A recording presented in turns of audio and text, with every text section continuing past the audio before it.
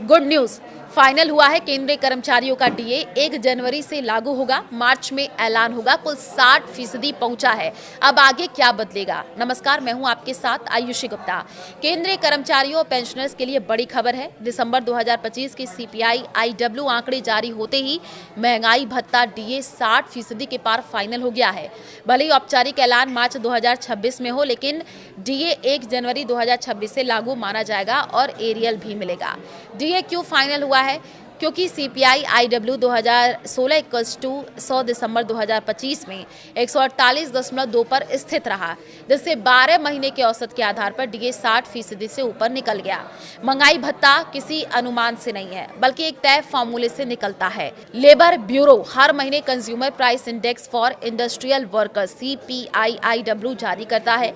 यह इंडेक्स 7वें वेतन आयोग 7 के तहत डीए तय करने का आधार है। दिसंबर 2025 का इंडेक्स 148.2 रहा, यानी नवंबर के बराबर, लेकिन क्योंकि नवंबर तक डीए 59.94% पहुंच चुका था, दिसंबर का आंकड़ा आते ही ये 60% के पार 60.35% निकल गया।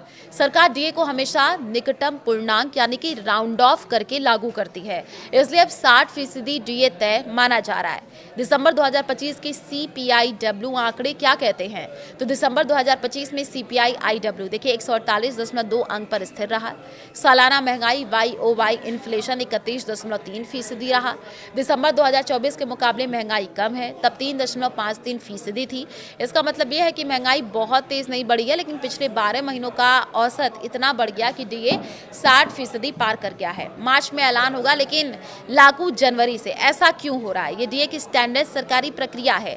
डीए हर साल 1 जनवरी और 1 जुलाई से प्रभावी होता है, लेकिन CPI-IW के आखिरी आंकड़े दिसंबर जून आने के बाद सरकार कैबिनेट में प्रस्ताव लाकर के मार्च सितंबर में ऐलान करती है, और इसलिए लागू तारीख 1 जनवरी 2026। ऐलान मार्च 2026। फायदा जनवरी फरवरी का एरियर। सैलरी और पेंशन पर कितना असर पड़ेगा? अब बात सबसे जरूरी सवाल की कि जेब पर असर कितना होगा।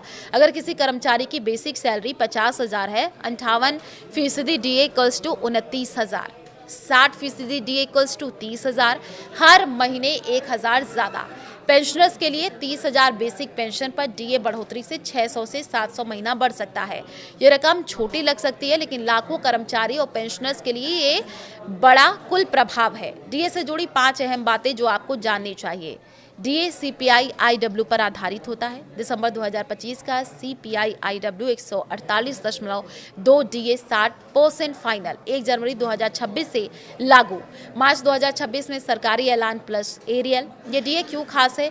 ये सिर्फ एक और डीए बढ़ोतरी नहीं है। क्यों अहम है? 7वें वेतन आयोग के तहत 60% एक साइकोलॉजिकल लेवल है। पिछली बार 50% पार होते ही HRA स्ट्रक्चर बदला था। 60% के बाद भविष्य में पे रिसेट की चर्चा तेज होती है, यानी ये डीए बढ़ोतरी आगे की सैलरी पॉलिसी से भी जुड़ती है।